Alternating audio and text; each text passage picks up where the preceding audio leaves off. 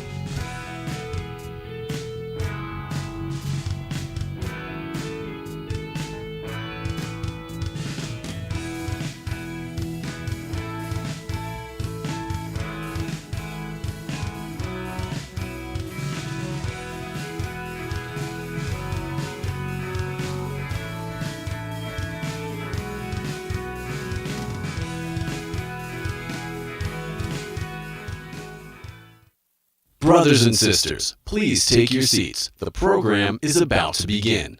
At this time, please mute all personal electronic devices. Thank you.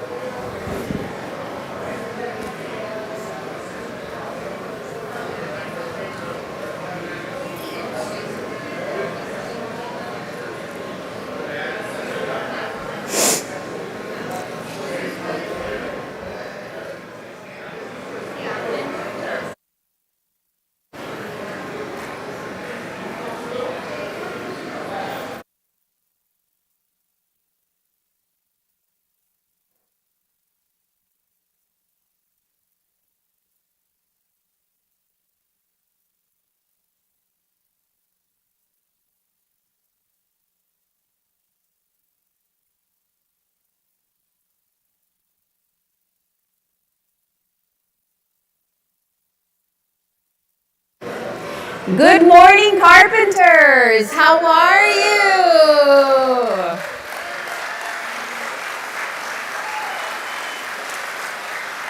Muy buenos días, carpinteros y carpinteras. Where are my carpinteras?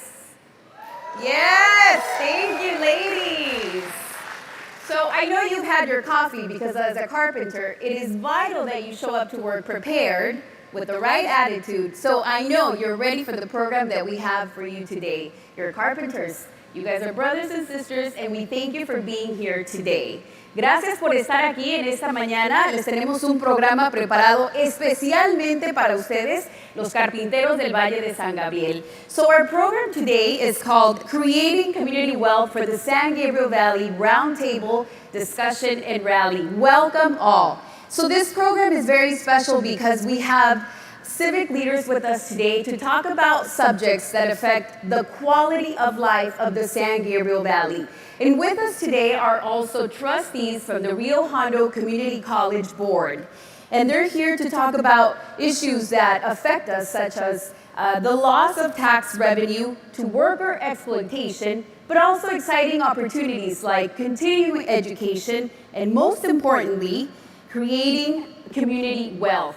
So the people that we have with us today they're your leaders, your civic leaders, and they truly are knowledgeable and they're from your community. So we want to welcome you this morning to our 3 separate panel discussions that are going to cover those subjects. But also with us this morning is our wonderful leadership from the Southwest Regional Council of Carpenters. And first, I would like to introduce you to Regional Manager Jacob Lopez.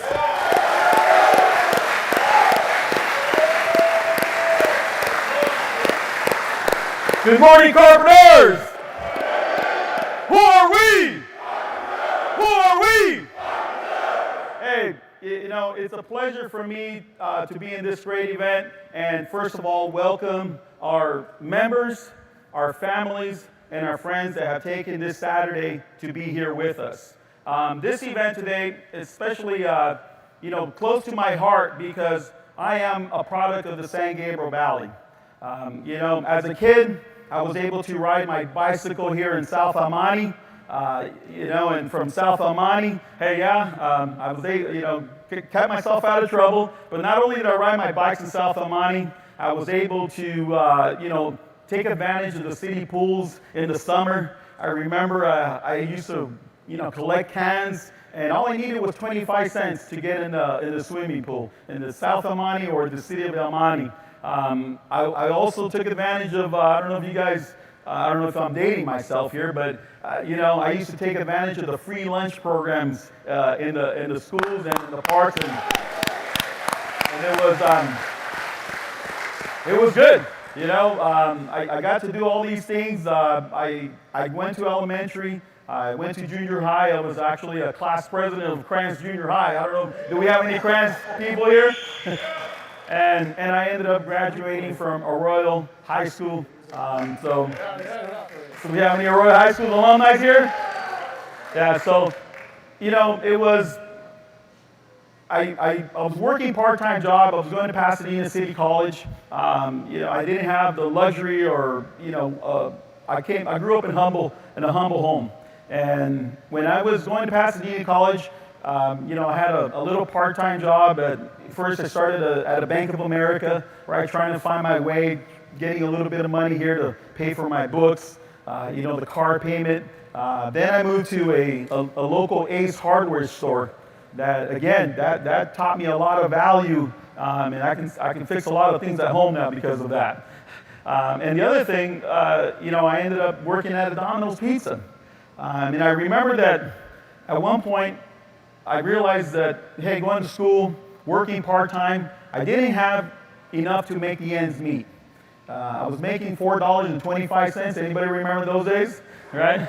$4.25, and it was the summer of '95 when I realized that something had to change in my life. And that's when I became a union carpenter.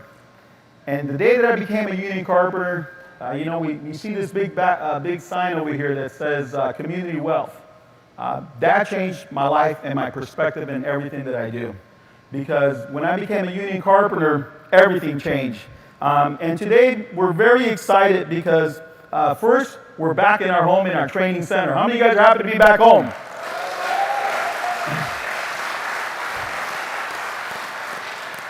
You know, last year in 2020, it was a really challenging year. And, you know, through COVID-19, we had to go through a lot of things. And we're really appreciative in what our membership and what our community has done. So I want to go through some things that, hey, you know what?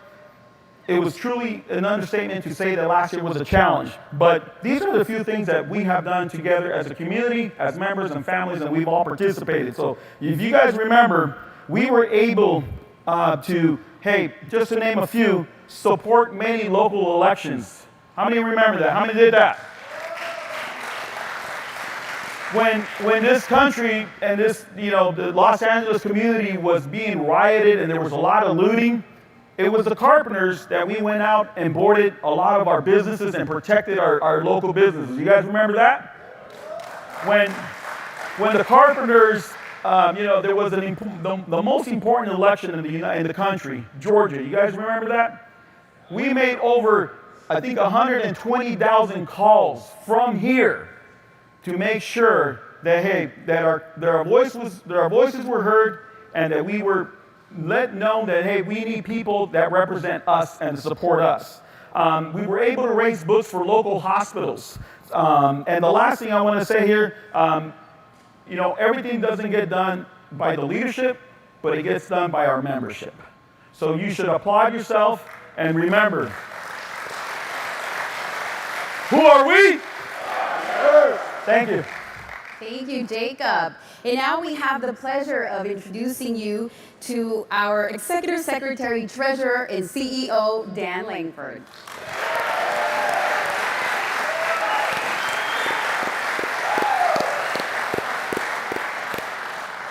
Good morning, Carpenters, and welcome to the Carpenters House. Hey, this Whittier Training Center is a place where dreams come true. And those of you that have taken this training and are working your way towards that community wealth, that middle-class career, I salute you. So we have 1,500 members that live in the San Gabriel Valley. And when we talk about 1,500 members, we talk about 1,500 families. We talk about the wives, the children, and what we bring to a community. We just not only build the buildings, the schools that those children go to, the plants that treat the water, the roads and the freeways that you drive on. We're an integral part of our communities. That good carpenter paycheck that we earn, we spend that in our communities. We buy those homes. We shop at those supermarkets. We go to those barber shops. That's what we call, and when you hear today, that's community wealth. We live there, we work there, we spend that dollar in that community. We're a big part of the health of any community that we live in.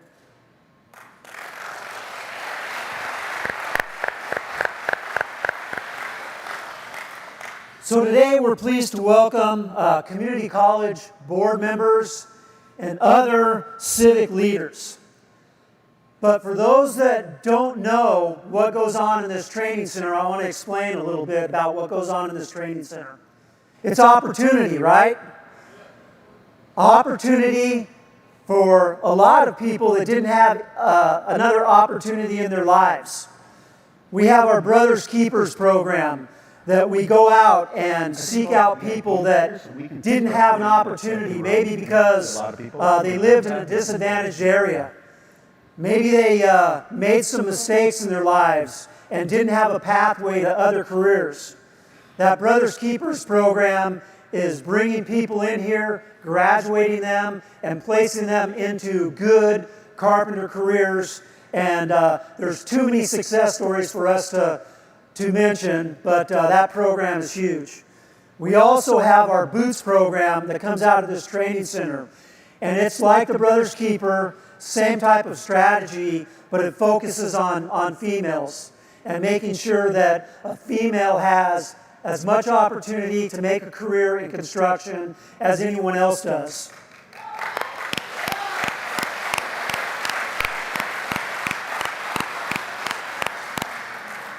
And because of those programs, we as a union have a goal that by the end of 2022, we want to double our African American membership and we want to double our female membership in this union.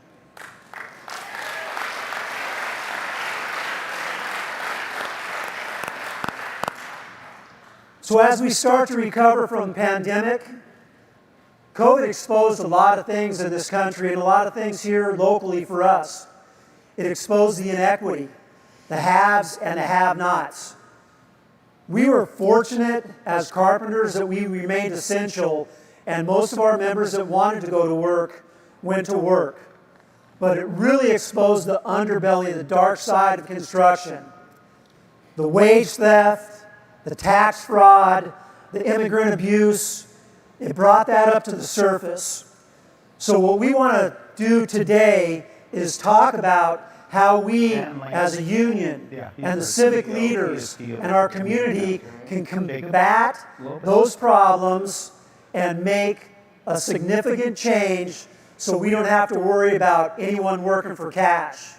A city not being able to make a budget because of the underground economy and that tax base isn't going into the coffers. And also, hey, those people out there that are being exploited because they're an immigrant or for whatever reason, they deserve to be paid a fair rate for the work that they do.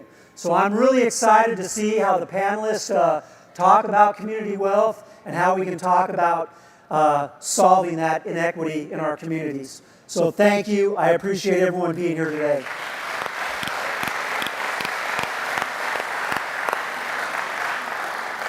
Thank you, Dan. And now we have for you our President and COO, Pete Rodriguez.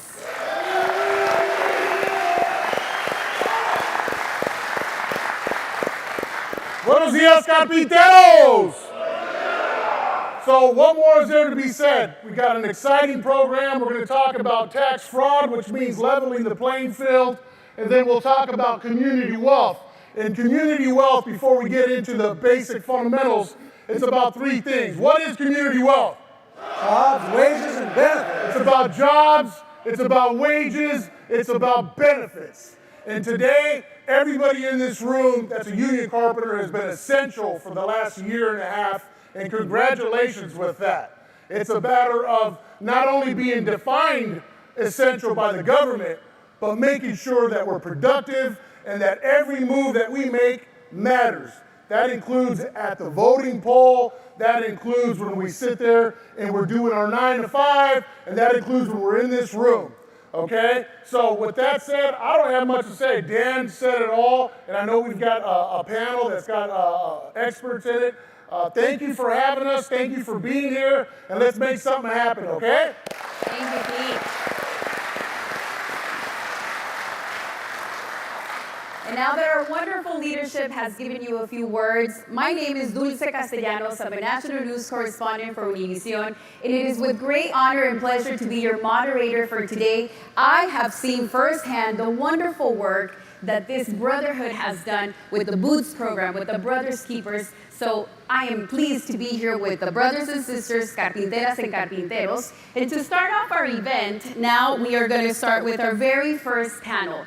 And this is very important because, like our leadership has said, not only have you proven after a pandemic to be essential once again, we need to tell you the information that you need to protect yourself and also to give back to your community through this wonderful, amazing work that you do as a carpenter. So with that said, our first panel discussion for this morning is cracking down on fraud and labor violations, which includes wage theft. And these are very important issues to the Southwest Regional Council of Carpenters. As you know, contractors who pay cash and cheat the law, break the law while cheating communities out of much needed tax dollars, especially after this pandemic, considering budget shortfalls. Not only are they cheating, but this is very serious. They can also cost union members their jobs. So with us today, we are pleased to have David Kersh. He's the Executive Director of Carpenters, Contractors Cooperation Committee. With us is also Alma Puente. She's Almani City Council member. And Oscar Valladares. He is a trustee with the Rio Hondo Community College Board. So let's get comfortable and let's dive right in, guys. Thank you all for being here. They're here to talk more in depth about tax fraud. David, why is this such a big problem? Well, to start, I run the compliance operation for the Carpenters. That's made up of the Carpenters and the Contractors. And we deal every day with the shadowy side of the construction industry. The union, the contractors that are part of the union, they've created a partnership to create community wealth, to create good jobs, middle-class jobs. But there are contractors out there that are threatening that. Every day, they are threatening the livelihoods of all of you and of the contractors that play by the rules. So the Carpenters at the national level, at the local level, have made this a priority. So what happens is that you have contractors out there operating in sort of the shadowy side of the industry that use labor brokers, that pay workers in cash, that try to undermine workers' comp, that exploit workers. And it's not rocket science. If you're a contractor that's playing by the rules and you have to compete with a contractor that has a break the 30% break because they're not paying workers' comp. They're paying workers a third of what they're supposed to pay. They're not paying taxes. At some point, our contractors can't get the work. And if they can't get the work, you can't get the work. So there's no way that we can build community wealth. There's no way that we can continue the mission of the union to create middle-class, good jobs if we don't crack down on those forces that are impacting the industry, that are driving it down. This is an issue that impacts workers. It's an issue that impacts contractors, but it's also an issue that impacts our communities. Because when contractors that are playing in the underground economy are not paying taxes, for example, that's less money that's going into building infrastructure. It's less money that's going into public safety. It's less money that's going into education. So we all lose out when that happens. There's been a lot of studies that have been done about the cost. During our tax fraud days of action, the UBC sort of estimated that it was about $8 billion that was being lost. But just recently, a study here in UCLA showed that in California, there's $3 billion loss of public money that's going, not just because of the underground economy, but in general because of all these contractors that are driving down wages. So this is a problem that the Carpenters have made a priority, that we've taken a leadership role, because there's no way we can build community wealth if we don't clean up the industry. Thank you, David. And now with us is Alma. She's El Monte City Council member and also an immigration lawyer. Alma, what is the human cost associated with lost tax revenue or tax fraud? Thank you, Dulce, for that question. As an immigration lawyer, I get a perspective into actually the impact that getting paid in cash and the fraud that happens when these employers hire people for cash. When a client comes to me and is interested in naturalizing and becoming a U.S. citizen, and they expose to me that they've been getting paid in cash, I say to them, this is going to impact your ability to prove good moral character to the government of the United States. Because what they want to know is, how have you been supporting your family and have you been paying taxes on this income? And so if you're not able to show that you have been paying taxes on this income, you're not going to be able to become a citizen of the United States. And so that's very demoralizing to my clients many times, because this is something they've been looking forward to. And so then they think, gosh, now I have to find new employment. Now I have to find a new way of making a living. And so that's something that is a huge impact for them. Another thing that happens as well is when somebody's been looking forward to reunite with their family, bringing their family from the home country, one of the biggest elements is to prove that you're able to support your family. And that includes showing your taxes, showing an employment verification letter, showing pay stubs. And when you're not able to do that, that basically eliminates the possibility of being able to bring your family here to the United States. And so many times that is basically destroying the family unity, and so that cost is such a huge one. And so this is something that I always impose upon my clients, particularly the ones that have the ability to get a job that is one that conforms to the law, that does pay them with a paycheck, that does allow them to conform to the tax laws, to not take these jobs where they're in the underbelly of the law. But I do get this very interesting perspective into how these contractors are really cheating these workers and also cheating the United States government. Alma, and what about the human cost of worker exploitation? That's another element. I mean, I see these clients coming to me and they're working these construction jobs and they're not getting prevailing wages. They're not getting what they should be getting paid. They're also getting injuries, and they're not getting workers' comp. They're not getting the medical attention that they should be getting. And they come to me and they're hurt and they're unemployed at this point and they have no recourse. And so that's so infuriating to me as an attorney. But many times they say, what can I do? I'm undocumented. I'm not part of a union. What can I do? And so it's really these contractors that are just taking advantage and are just preying on these workers who really, again, just have no recourse. And again, as a municipal leader, as a member of the city council, I see the impacts on our budgets as well, where this is income that my city is not getting in order to distribute to the city these very necessary resources that, could be distributed to the community as well. Thank you, Alma. Oscar, David just referenced $8 billion of lost revenue. How does the loss of that impact our communities? As a Rio Hondo Community College Board Trustee, how does the loss of public funding impact educational and social programs?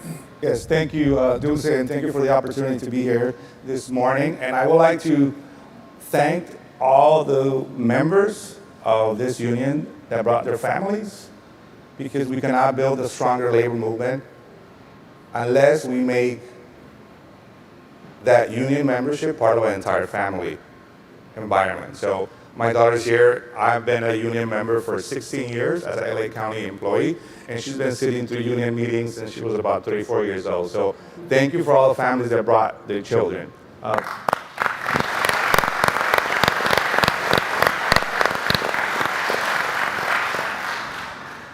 I'm really honored to be here to share that as a trustee, this pandemic brought a lot of issues forward. Wage theft, misclassification is a direct impact of taxable wages, which in turn prevent taxes to be able to go to the state and the federal government to invest in the future. Education. I am a product of our public educational system. I would not be here if we did not invest 20, 30 years ago. So let me share with all of you a very important story during the pandemic. We provide psychological services to our students at Rio Hondo College. Within 2 weeks, there was a huge demand of mental health services. Well, guess what?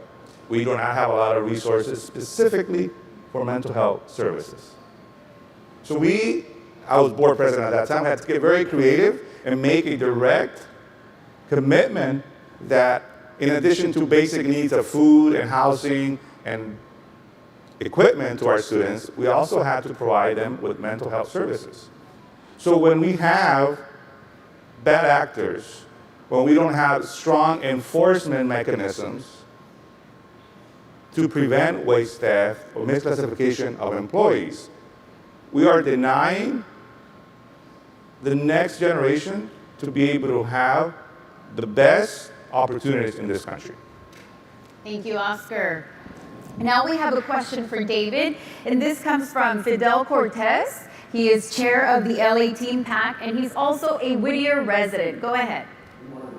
Our question is, if I'm on the job site and somebody's being paid cash, and I see that, what can I do? Well, thanks for that question.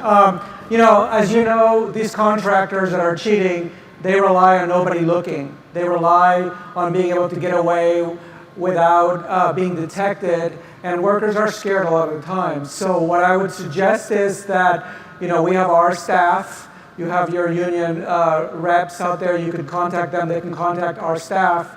This is how we build our cases. We get leads. We get information. This is how we're able to crack down on this. So the important thing is to have a lot of eyes and ears out there to be bringing this information, so that way we can build cases and we can crack down and we can clean up the industry. But we need as many eyes and ears out there, because these contractors think that nobody's looking. And what we do and what you do and what the union does is to make sure that we expose this and bring to light in order to be able to clean it up. So you could bring it to the attention of the Quad C reps. You could bring it to the attention of the union reps. They will communicate to us that information. But thanks for asking that question. Thank you, Fidel. And now for our last words from our president. So, what is tax fraud? Tax fraud's real simple. It's protecting the middle class. Who's the middle class? We are the middle class. We're the last surviving of one of the most essential breeds that this country has. When you look at manufacturing and you look at McDonald's and so forth, those aren't middle-class jobs. What we're looking at right now is building this country, building this state, and it's important that we're able to compete when we're doing so. And those that we speak of is not, we're not talking about union carpenters that are being cheated.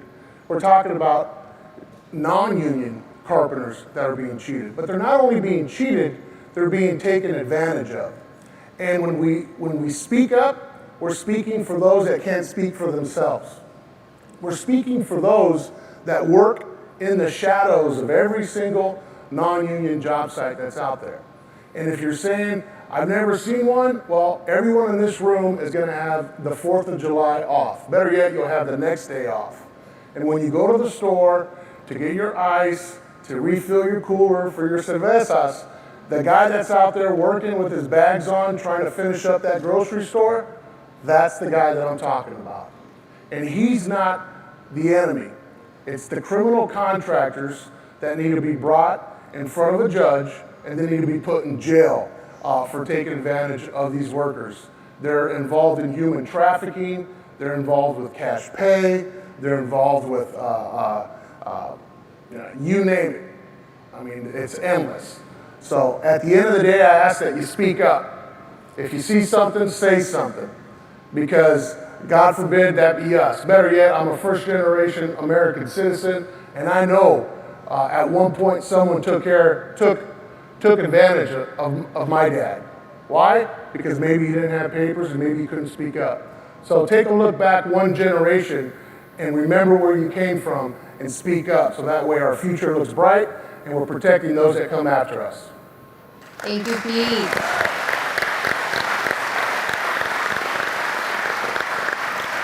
Thank you for listening to such important topics. We do want to thank our panelists, and now we're going to take a 10-minute break. So get your water, get your coffee, use the restroom, because we have a second panel discussion ready for you.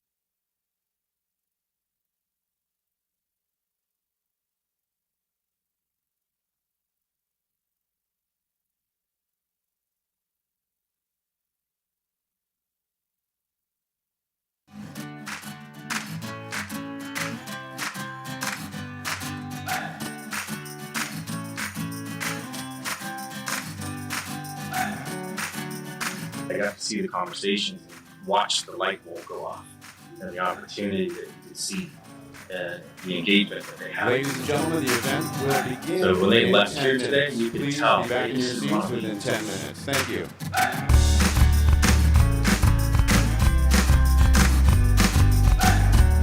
Impact I think they're going to share with other individuals. We'll see in the future.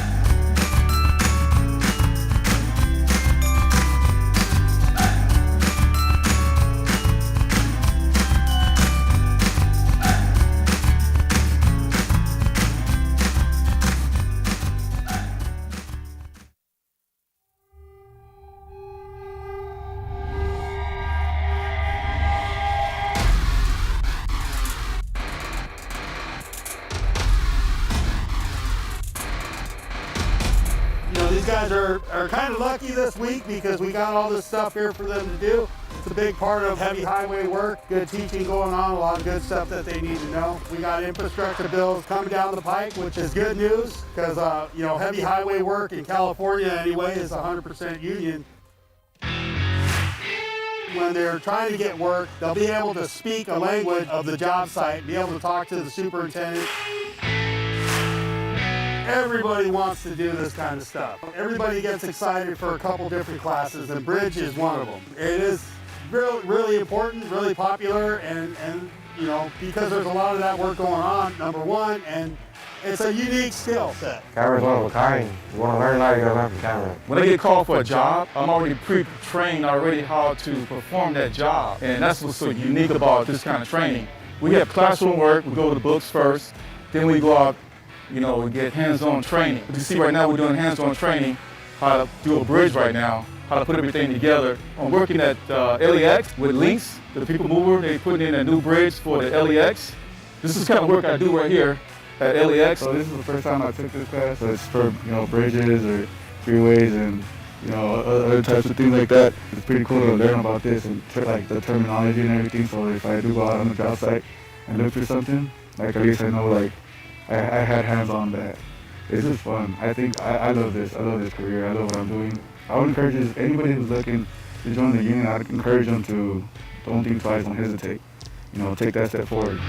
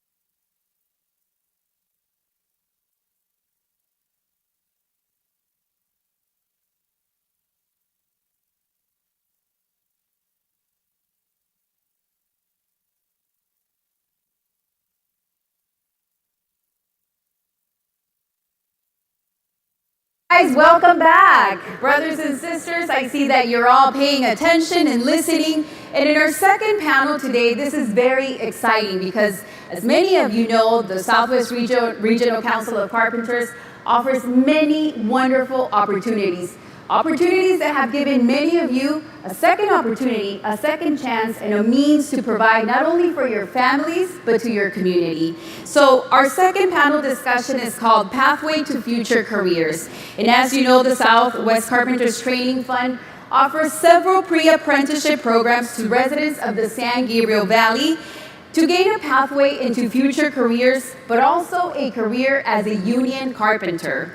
This career, as you know, offers an opportunity to a middle-class lifestyle, many benefits like continuing education, union benefits that many of you know you were one of the few that were receiving during the pandemic.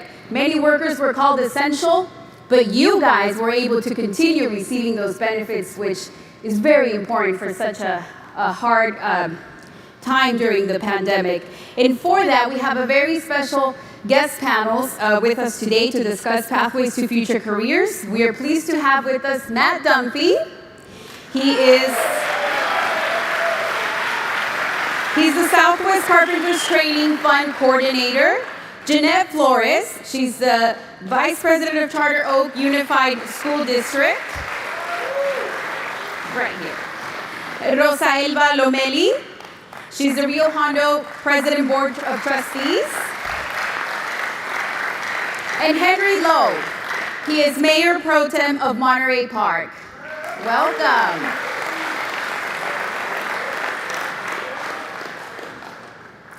So we'll start right away with Matt Dunphy. We can see that the brothers know you very well. Give us an overview of the program through the United Brotherhood of Carpenters Career Connections. I'd be happy to, thank you. Yeah, so our Career Connections program, as well as Brothers, Keepers, and Boots, many different pre-apprenticeship programs, such an integral, great time to have these running because we have seen that with the more and more baby boomers retiring, the lack of a diverse, skilled tradesmen and women out there, plus a combination of the wood and metal shops kind of disappearing out of middle school and high school. This program is really helping our younger generations understand that they have lots of opportunities out there. There's more than one pathway, and that's a huge piece of it. I like to think that back even when I was in middle school and high school, I had that opportunity, and unfortunately that opportunity has disappeared out of a lot of schools. So this is really helping because having that chance to take those classes and see that, I think, is driving a lot of people to understand that there's great paying careers within all the different building trades, especially within ours and the carpentry trades, that gives a lot of people those high paying careers. And so it's just, what a great time to have it right now. We see a lot of young people here today, some children, and it's very exciting, the opportunities that are here for them. How do these programs possibly offer a pathway to becoming a union carpenter? Great question. So I think the best part of that is, like I said, now we're getting this back into the school system. So they're getting the exposure, they're learning of these opportunities that exist. That's really what it's about. The curriculum that is in our pre-apprenticeship programs, such as Boots, Brothers Keeper, Career Connections, it's really a practical STEM education coupled with realistic hands-on projects that sets up those participants to really gain the fundamentals that they need to be successful on the job site. And so happy to be a part of that. I think it's very successful. We have, actually right now it's growing. We have over 2,500 apprentices coming through about 70 different programs. Even right here in our own backyard, both the city of El Monte and South El Monte have agreements set up to where a lot of these, it's even a dual enrollment. So some of these graduates are coming out, getting placed and working with LA Trade Tech as well. So just great benefits for them. It's growing, and what a great time to have it happening right now. Wonderful, thank you, Matt. And now, Jeanette. They love you. Thank you. Jeanette, you're an advocate for Career Connections and you championed the program to your superintendent at the Charter Oak Unified School District. Tell us why you're an advocate of Career Connections and why it's such a great program for high school students. Absolutely. Thank you, Dulce. And I'll start with a statistic this morning from the Bureau of Labor Statistics. Employment in construction occupations is projected to grow 4% from 2019 to 2029, about as fast for all occupations, and will gain about 300,000 new jobs. So who will be the people that will be performing these jobs? So I am proud as a board member for Charter Oak Unified to ensure that our students know that there's ample opportunity. Not every student will graduate and attend a four-year institution. So through our adult education, we've been blessed to have this great partnership with the Carpenters Union for 3 years now. And our students are able to take a level 1 and level 2 course, again, through our adult ed. But my ultimate goal is to ensure that our high school seniors can also enroll in these programs while they're still in high school. Again, to be a carpenter, to use your hands, you make magic. You are the backbone of the industry. You are the backbone of our communities. So we want to ensure that students know that they have great opportunity to enter this trade. Now, in my opinion, this is the best kept secret because when I talk to students about the trades, they don't know that they have opportunities. So again, it's my responsibility as a board member to ensure that students know that they have ample opportunities to pursue multiple pathways. And through our program, they can begin the apprenticeship process, beginning with the level 1 and level 2, as I mentioned, and then be on their way to an apprenticeship, and then also attend a four-year university if they'd like after that, or a two-year university. Many 18-year-olds don't have it figured out yet. How many of you had it figured out at 18? Right? Oh, thank you, besides you. So again, we want to ensure that students have the opportunity and know that there is so much opportunity out there. And I just want to thank Ted Jimenez and the Southwest Carpenters for allowing us this opportunity again through Careers Connection. It is an excellent curriculum. It's a very challenging curriculum. I've reviewed it myself.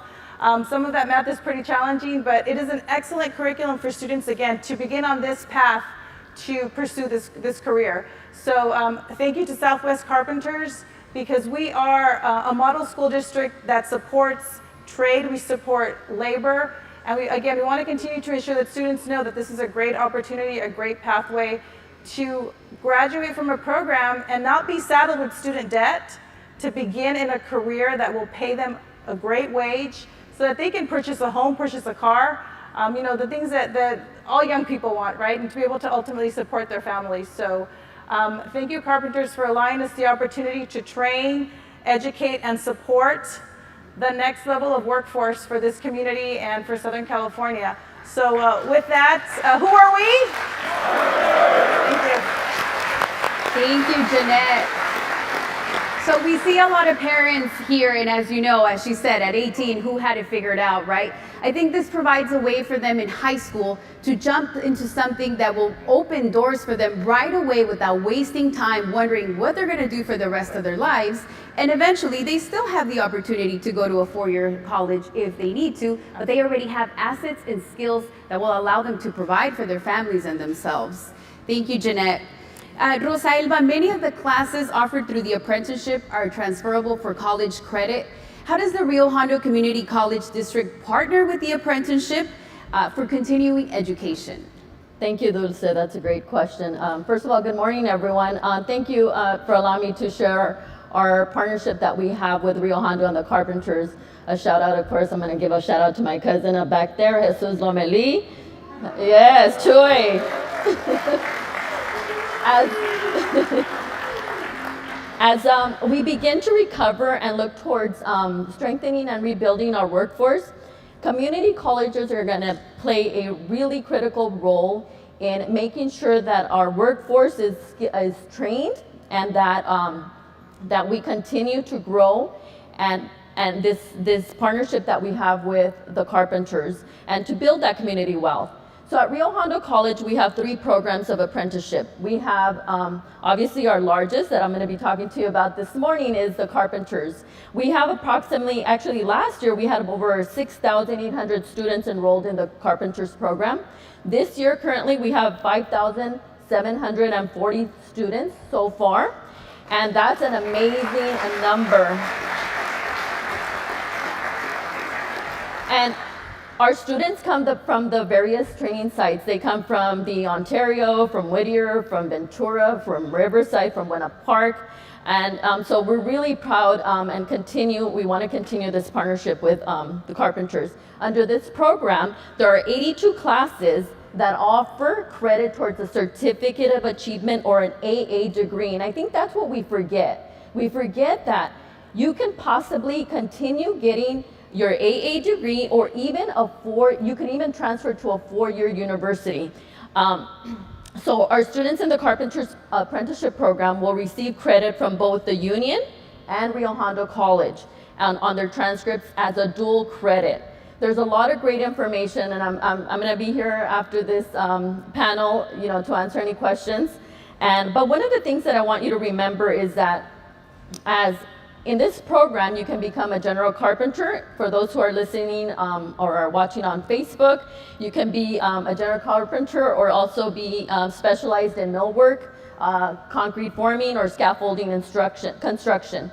And so all of our carpenter classes go through this academic rigor as our regular college classes.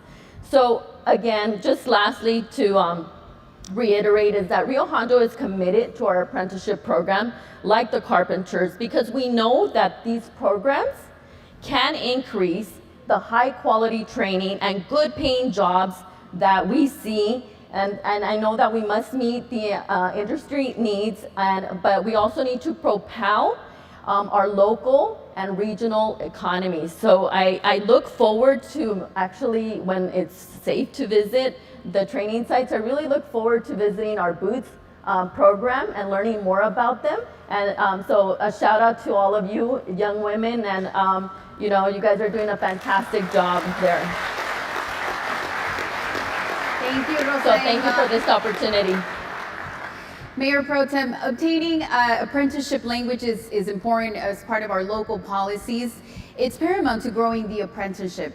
As Mayor Pro Tem of Monterey Park, how do you address the apprenticeship from a local perspective? Yes, well, thank you very much, Dulce. And I was elected a year ago to the Monterey Park City Council, but prior to that, I served for 17 years on the school board, the Garvey Elementary School District. And even though we're an elementary district, one of the things that I pushed for during my term on the school board was for us to begin career pathway development, because you're never too young to start exploring, because young minds interested to see what's available out there in the world in terms of occupation, professions, interests. And so we started STEM education, career exploration as early as elementary school. And one of the lasting legacies that I'm very proud of before moving on to City Council was at the Garvey District, we developed a partnership with East LA College, and they actually leased one of our schools, and they still lease it, to provide adult education courses, career development courses, not just for our students, but for their parents. And so now that I'm a council member for Monterey Park, I want to take it to that next level and ask ourselves, as a city, we have to be part of that conversation of workforce development, and that means moving outside of our silos and working with Southwest Carpenters, the building trades, labor, industry, employers, to see how we can work together to really be part of that recovery, because we know that here in California, we are going to be spending $1.1 billion in recovery, and $150 million of that will be for job training. And so the question is, how do cities work with school districts, community colleges, workforce boards, labor, to really develop that comprehensive training program? Because it's not just about, getting people back at work, but also looking at, as many of you have discussed earlier, about the inequity that this pandemic amplified. And how do we do better? How do we help people move up the economic ladder? How do we help people get the skills they need to reach that middle class dream that we talk about? And for me, this is very personal as well, because I come from a working class background. My father had maybe a middle school education, my mother elementary level education, and my dad, thanks to adult education program and also trade school, was able to become a machinist and to get that middle class paying job to afford a home, me for going to college. But we know that that dream is harder and harder. And so as we talk about recovery, about the recovery in and the need to invest in infrastructure, housing, returning industries, we need to do better, because what annoys me is when everyone says, well, when can we get back to pre-pandemic, back to normal? I said, no. We should not be looking backwards. We should be looking forward. And really, how can we do better moving forward post-pandemic? Perfect. Thank you, Mayor Pro Tem. Now we have a question from Larry Garcia. He is chair of LA Mentors Committee and resident of Alhambra. Good morning. Good morning.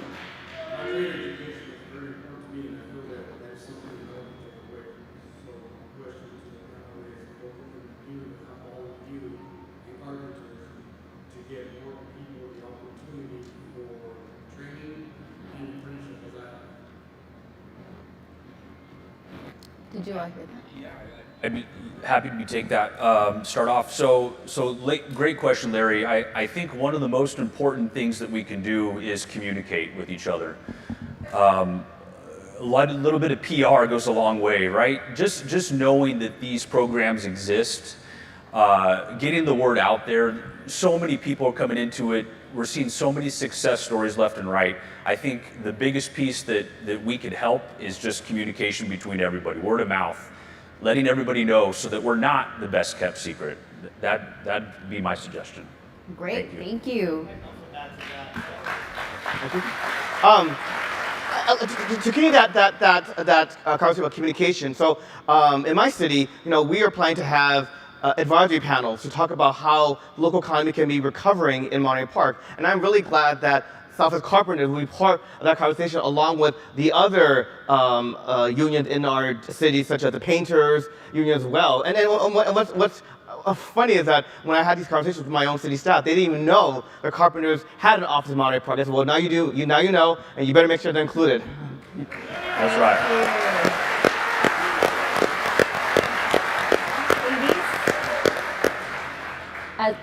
Do you want to add to? Yes, so if I can add along with what Matt was saying, is if there's a high school in your area, volunteer to go and talk during the career days. Let students know about the career, about what you do. Allow students to maybe shadow you or become a mentor for those students, again, that are in high school that maybe aren't sure of what career path they want to pursue.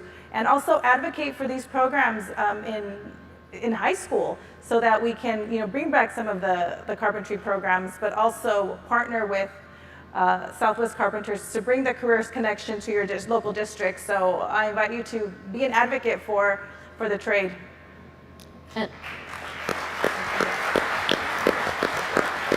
Rosaelva? And as a trustee, I think it's important for us to know and to do that outreach with our Carpenters, our programs that you offer here, because I think you mentioned, Matt, about marketing and really doing a better job at making sure that our students that are in the Carpenters program know about our programs, that they can actually get an AA degree. And so I look forward to, like I mentioned, inviting the rest of our board to come and learn more about our programs that we have, and so that we can continue that and grow that relationship that we have with the Carpenters. Thank you. Thank you, Rosaelva. And now for our last word from our Executive Secretary, Treasurer, and CEO, Dan Langford. So all of us come to that crossroads in our life when we're trying to figure out, what we're going to do. Whether it's when we're 18 and we graduated from high school, or later on in our life. And usually it's, are we going to go to school, or are we going to get a job? So what is the biggest concern when someone thinks about, I want to go to school? The debt, right? To go to school and get a 4-year degree could be tens of thousands or even $100,000s of dollars in debt. That's the great thing about our apprenticeship program. We're self-funded. you'll actually make a couple $100,000 as you're going through that 4-year apprenticeship, and you'll graduate, become a journeyman, and have an opportunity at a 6-figure career with all of the benefits. So when we talk about the best kept secret, that's the message that we have to get out there. We're not against college. If you want to go to college and become a professional, we're going to support you 100%. But if that's not your path, and although we live in the richest country in the world, people have to worry about how they're going to pay for their education. Carpenters Union is here. We're available. We want to help you reach that American dream.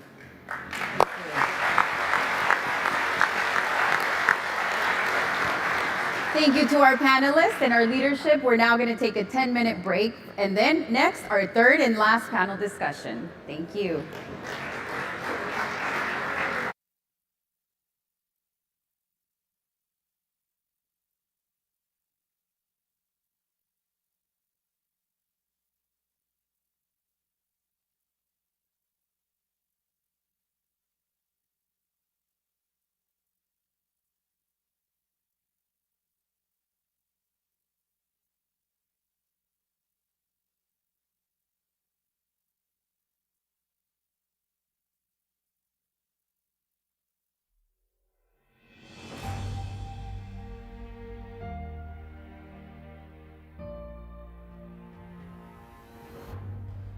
Ladies and gentlemen, we have one more panel for today, so please don't go anywhere and be back in your seats in 10 minutes. Thank you. Bills.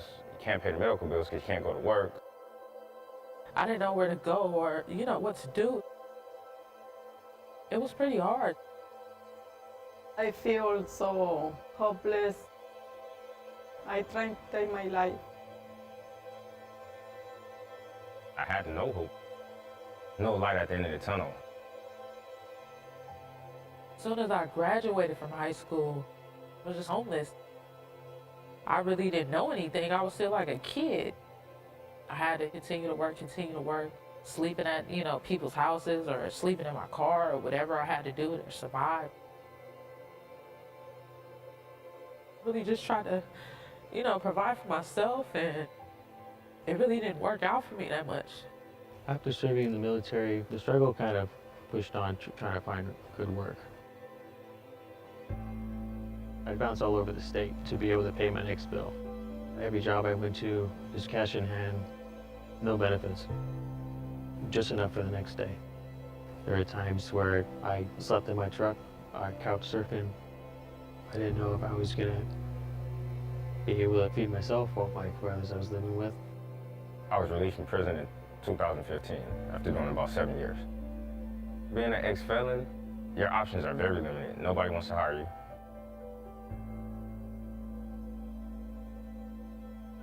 Take the application, seller call you back, you don't get an answer. It was messed up. It was horrible. There was no future, no guarantee of what tomorrow was gonna bring. So I was lost cause, another statistic. I'm a single mother, 7 children. The recession come and I'm not working for 4 years. I don't able to get job, I don't able to provide. So I lose my house and all my family live in the streets and everybody go to different places. I feel there's nothing I can do. Everything is gone. I don't want to stay in this world.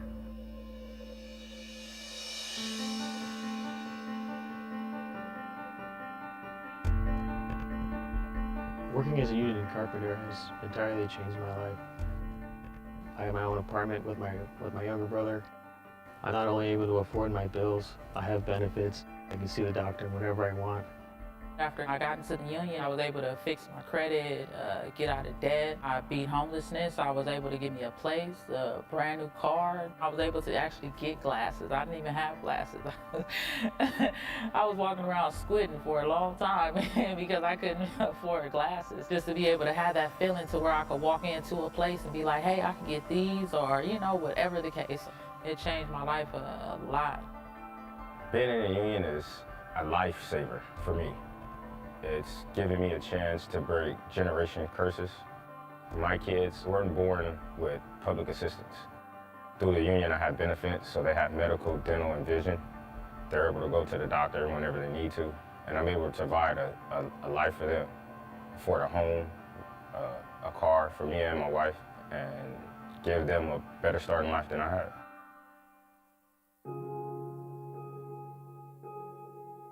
Before I joined the union, I never see this amount in my check every week. Now, I buy my own car and buy my clothes and support my family, living with me, a lot of things.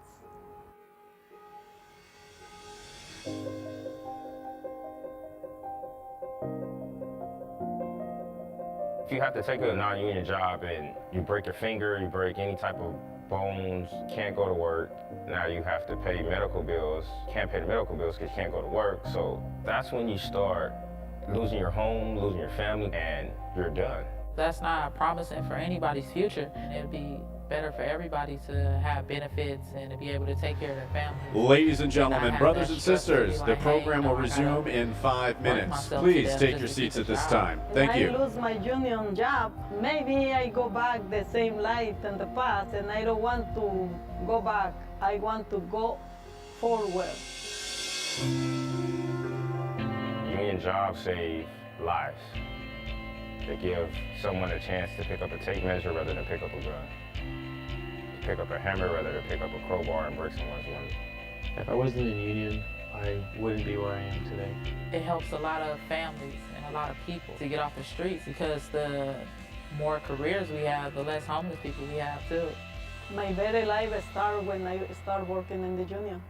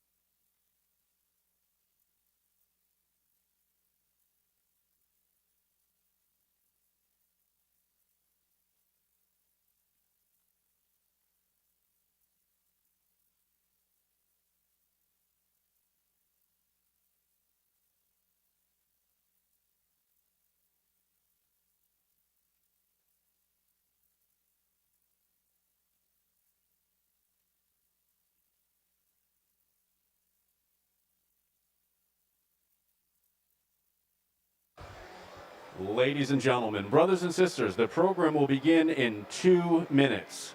2 minutes. Please take your seats at this time. Thank you.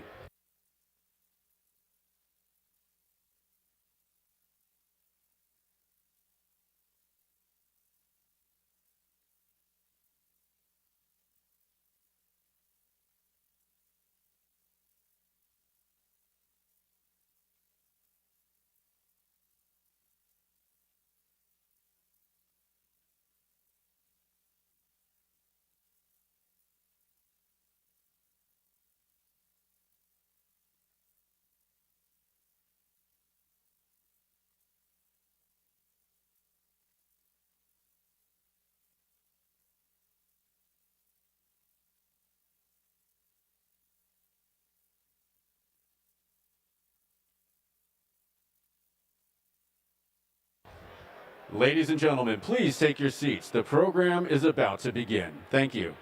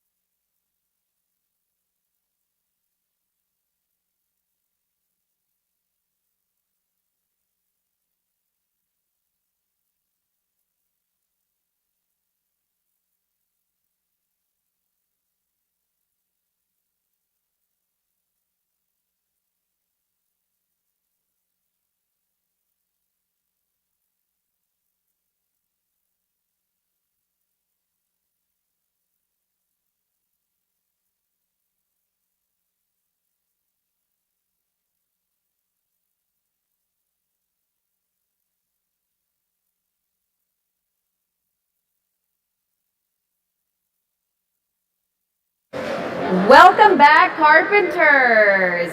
So this is sadly our last panel discussion. We're having so much fun this morning, right?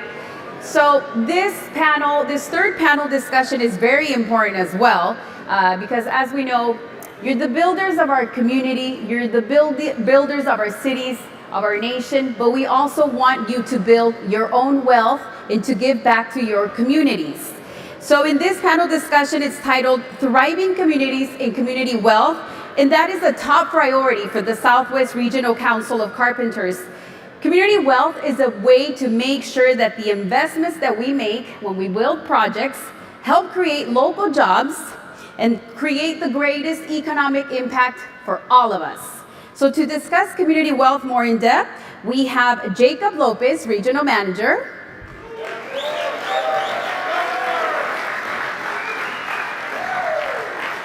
We have Mayor of La Puente, Charlie Klinakis.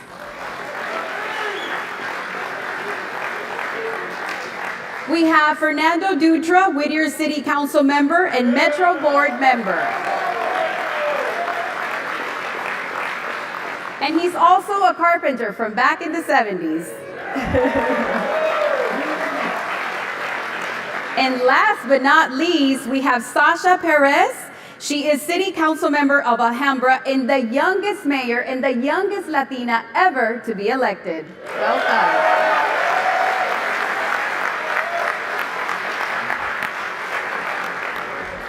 So Jacob, we'll start with you. Tell us, what is community wealth? So community wealth, I don't want to give you the definition on the book or what you've all been hearing today. So I want to share a little story of my upbringings. So community wealth, I remember growing up, humble upgrowings, and when I would ask my dad, hey Dad, can I get a Happy Meal? And I had a brother, so we would have to share a Happy Meal.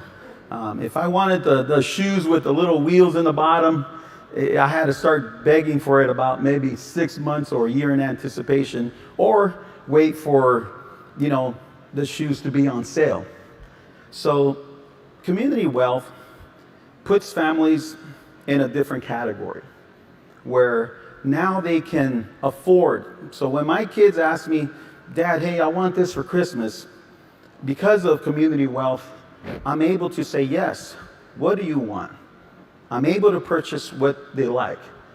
I don't have to think about and say, do I have enough money in the bank to make my children happy this Christmas or a birthday, or not even a celebration. Maybe it's just a day in the week that we want to just have a simple dinner, at a Cheesecake Factory or any restaurant of our liking.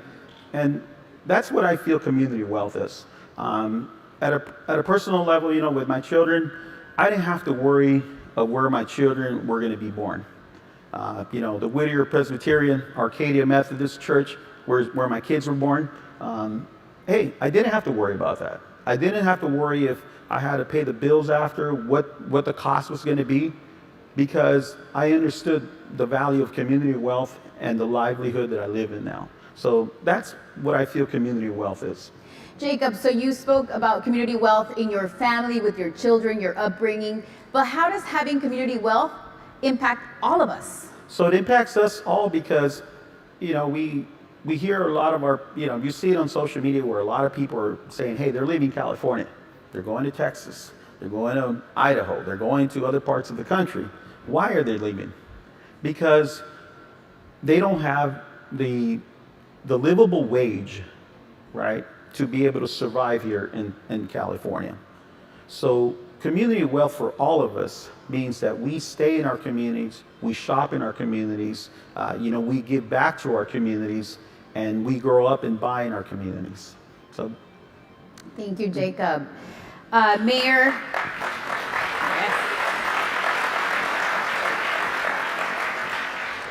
Mayor Charlie Klinakis, you're not only mayor, but you're also a contractor. Tell us why it's important for you to pay your employees a competitive wage and how that then allows them to contribute to their communities. I'd like to say that as a mayor and a 32-year union insulation contractor,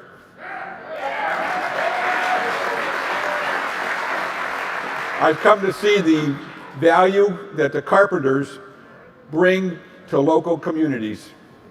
And as their residents, the value to the community is the great new projects that are being built within our cities, bringing lasting beauty and long-term housing and jobs.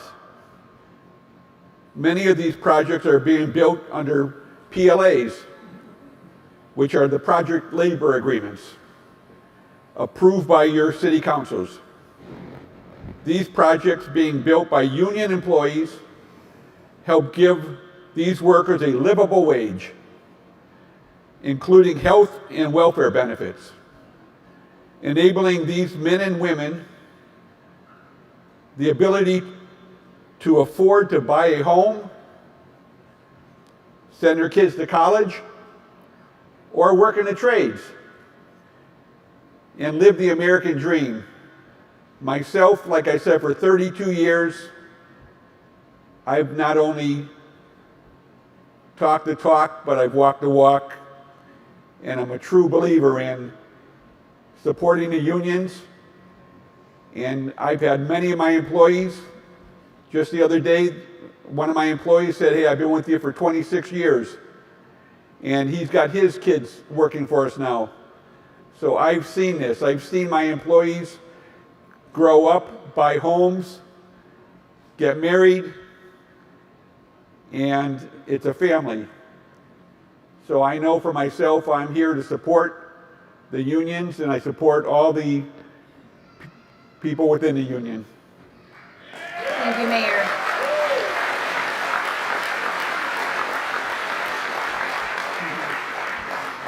Fernando, our communities are dealing with many social issues, made even worse by COVID-19. Just to name a few, homelessness and rising crime. How can confronting these issues lead to job creation and growth of community wealth? It's a complicated question, right? Before I get started, I just wanted to add, I check a couple of boxes. I'm an immigrant.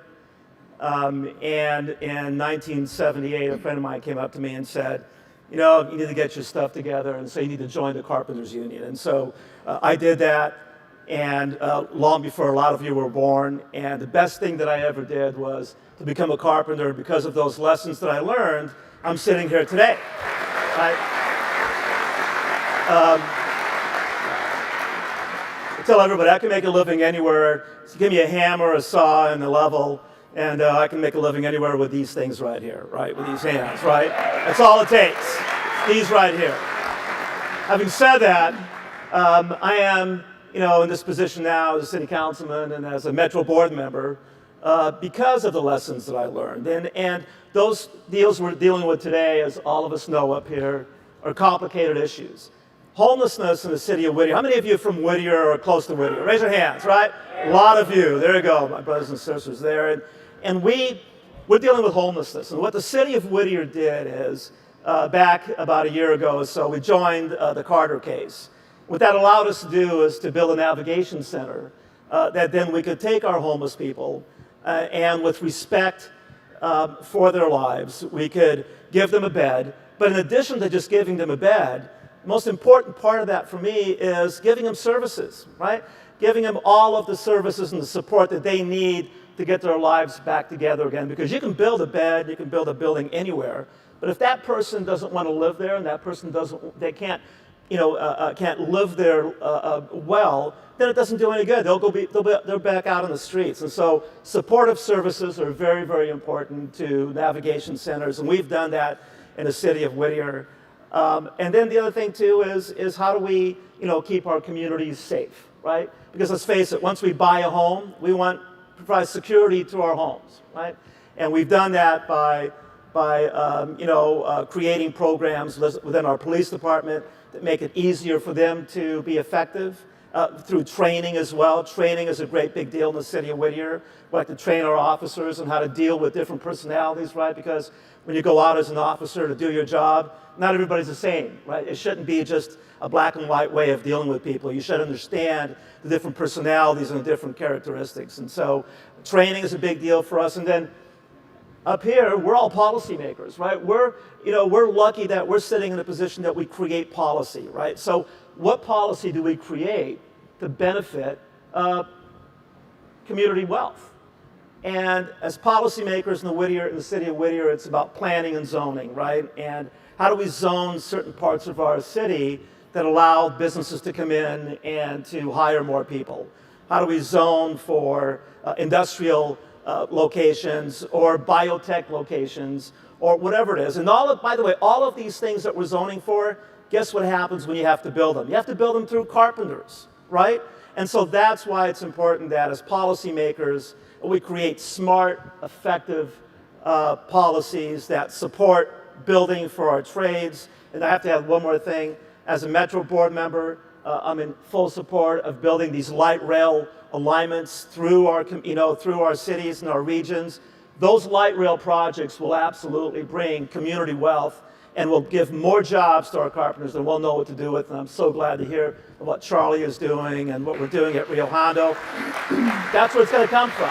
It's right there. So thank you. Thank you, Fernando. Yeah. Sasha, you recently worked on a community workforce agreement for the city of Alhambra. How will the CWA create community wealth for your city?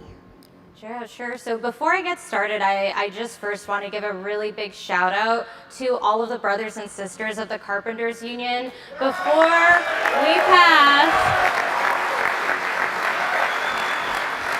Before we passed our first community workforce agreement in Alhambra's 118-year history, it was the brothers and sisters of the Carpenters Union that came out to show our council the support that we needed in order to get this to pass unanimously. And so that is thank you to all of you that are here today. So thank you so much. I appreciate it. We are so proud to now have our first CWA.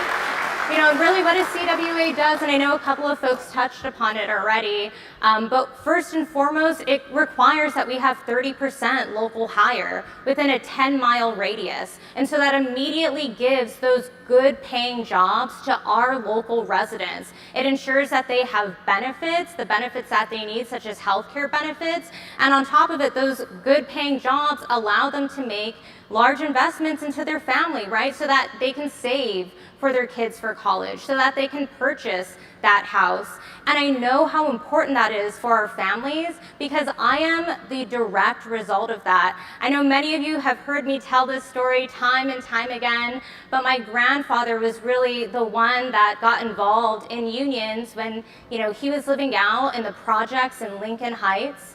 He wasn't sure what he was going to do with the rest of his life until he joined the Sheet Metal Workers Union. And that was the moment when everything changed for him. That good paying job allowed him to buy his first home in the city of Alhambra. It allowed him to save up and to ensure that my father could go to a good school. My father is now an electrical worker. My uncle is a sheet metal worker. And it is the reason why I was able to go to college and I was able to be successful, and why I sit before you here today as the youngest woman to ever serve as mayor in the San Gabriel Valley.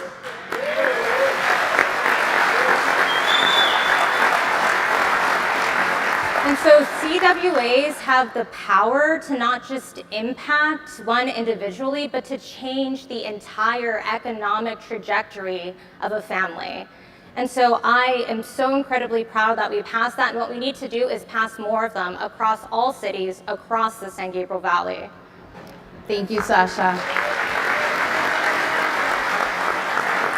And now we have a question from our sister, Valerie Lozano. She's chair of the LA Team Sisters Committee, and her question is going to be in Spanish for Jacob. Hola, me llamo Valeria Lozano, del local 213. Mi pregunta es, ¿cómo se benefician las familias de... ¿Cómo se benefician las familias de los miembros? Del miembro del sindicato de la riqueza de comunidad? Gracias. La manera que las familias benefician de eso es la seguridad. La seguridad que van a poder proveer por su familia.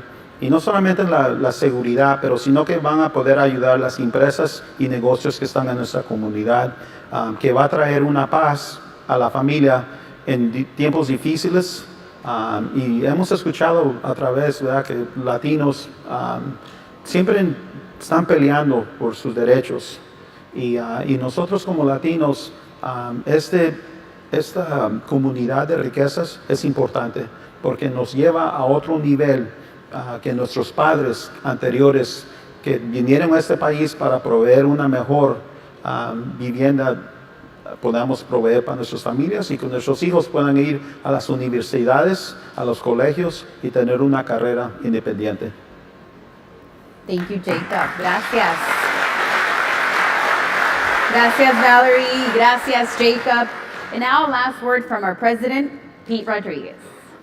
So, the Carpenters Union is committed to building community wealth in San Gabriel Valley. Simple and point blank, okay?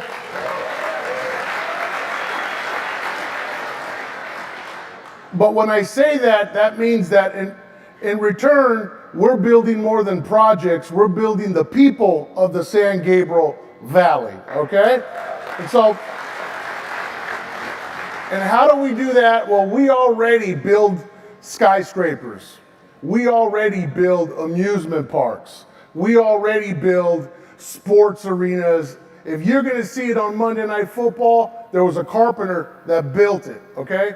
What we don't see and where we have to fight tooth and nail is on the Hilton that's being built next to SoFi Stadium.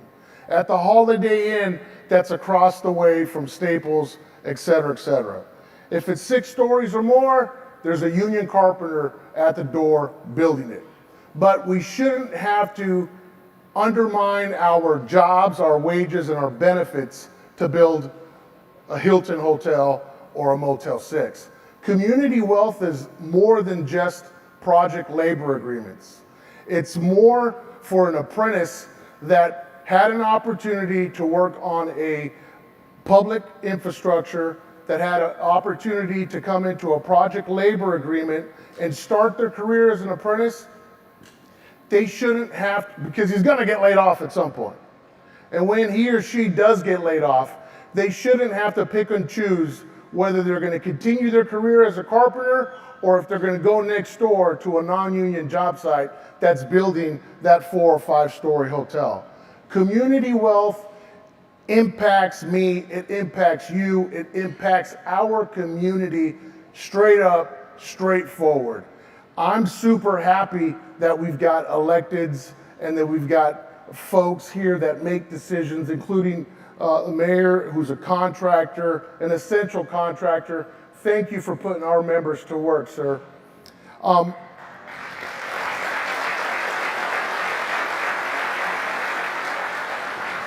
But just remember this, moving forward, when we talk about community wealth, we're talking about we'll do the work.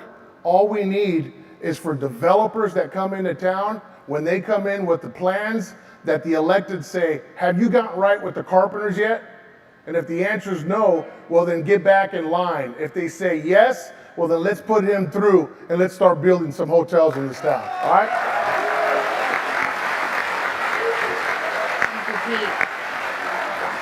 Well, this wraps up our program. I know you want to stay, and I know you want to continue to learn more about the wonderful opportunities that the Carpenters has to offer. We do want to thank each and every one of our wonderful panelists for being here this morning, for their knowledge, their expertise, our wonderful leadership for putting this amazing program together. And we want to thank you, brothers and sisters, not only for what you do every day for work, but what you're going to do for your thriving communities. We hope that you have gained the knowledge and the skills to continue contributing to your families and to your communities. Pete? How about that Dulce, huh? Thank you.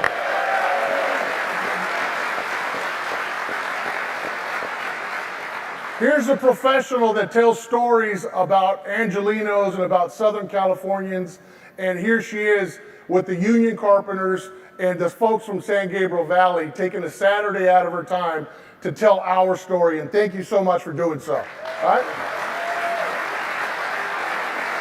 It is an honor for me to be here Saturday after a pandemic. It is such a privilege to be here with you guys, my Latinos, my community, and I would call myself an honorary carpintera because I've seen what the Boots program does, and I've seen those girls.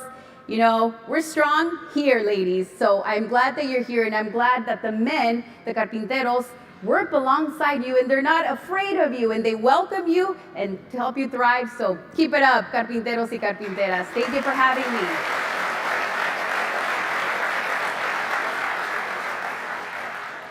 I almost had to ask her for her dues card, right? So I'm here to say thank you for coming out and thank you for participating. But I want to do something real quick. I know everybody in this room, if you haven't gotten one of these stickers, you'll have one by the time you leave. If you look around Los Angeles, right now when we're coming out of the pandemic, we've been going to small mom and pop businesses throughout LA.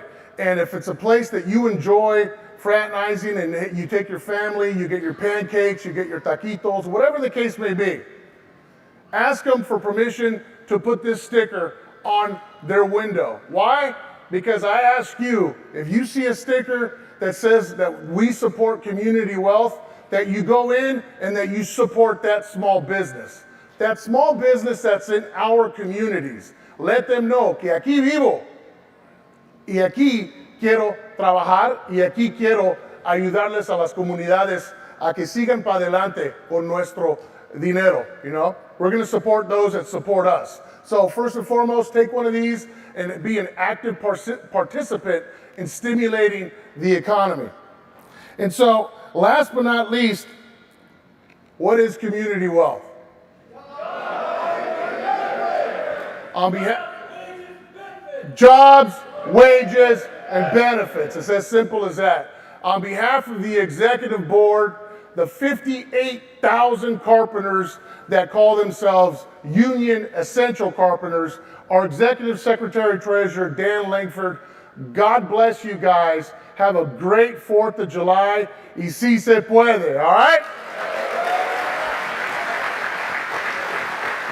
Our panelists are going to stick around after the show. If you have questions that you want to ask, feel free to come up and don't be shy, guys. Ask away. Now we're going to do a picture. Everybody, don't move. We're all going to turn around. We're going to face the back, and we're all going to do, so all our panelists can come on stage, please. And pick up your lawn signs. Show them off proud.